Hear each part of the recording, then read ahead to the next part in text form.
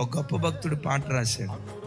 నీవు లేని లోకాన నేనుండలేనయ్యా, నా సర్వం నా ప్రాణం నీవేనయ్యా. ఒక అద్భుతమైన పాట రాశాడు. ఆ గొప్ప దైవజనులు ఒకసారి ఇక్కడికి వచ్చారు. ఆ అన్నతో మాట్లాడుతాను, అన్న మీరు రాసిన పాట ప్రతిదీ చాలా బాగుంటాయి, కానీ ఆ పాటలో ఈ పదం అంటే నాకు భలే ఇష్టం అన్నా.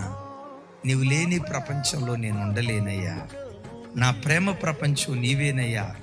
ఆ పదం హృదయాన్ని కదిలించిందన్నా అని చెప్తే ఆ అన్న నవ్వుతో నాతో ఏమన్నాడు తెలుసా? అన్నవు అసలు ఆ పాట రాసేటప్పుడు నా మనసులో ఉన్న భావన ఏంటో తెలుసా? నేను పరలోకానికి వెళ్ళినప్పుడు పరలోకంలో యేసు ప్రభు నాకు పరలోకంలో కనపడకపోతే యేసు ప్రభు లేని పరలోకం నాకు వద్దన్నా అన్నాడు. ఒక మాట, ఆయన తీవ్రత చూడండి.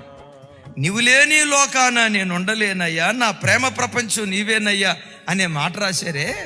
ఆ మాట భలే ఉందన్న. అంటే ఆయన అన్న మాట ఏంటో తెలుసా? ఆయన ఎక్కడుంటాడో నేను అక్కడ ఉంటానన్నా. అదే నా ప్రపంచం, యేసయ్యే నా ప్రపంచం. నా ఊహ ఎలాంటిదంటే, నేను పరలోకానికి వెళ్ళిన తర్వాత యేసయ్యే పరలోకంలో సింహాసనాసీనుడు అయి ఉంటాడు. నా ఆలోచన ఎలా అంటే, ఒకవేళ పరలోకంలో యేసు ప్రభు కనపడకపోతే యేసు ప్రభు లేని పరలోకం నాకు వద్దన్నా, నా ప్రపంచం ఆయనే అయ్యుండు. దేవుని మందిరాన్ని ప్రపంచంగా చేసుకో. దేవుని మందిరంలో పరిచర్య చేయటానికి అవకాశం ఎప్పుడు వస్తుందా ఎదురు చూస్తూ ఉండు. దైవ సేవకులని ప్రపంచంగా చేసుకో. ఒక నిప్పు కణంలాగా దేవుని కొరకు బ్రతకటానికి దేవుడు కృప చూపిస్తాడు.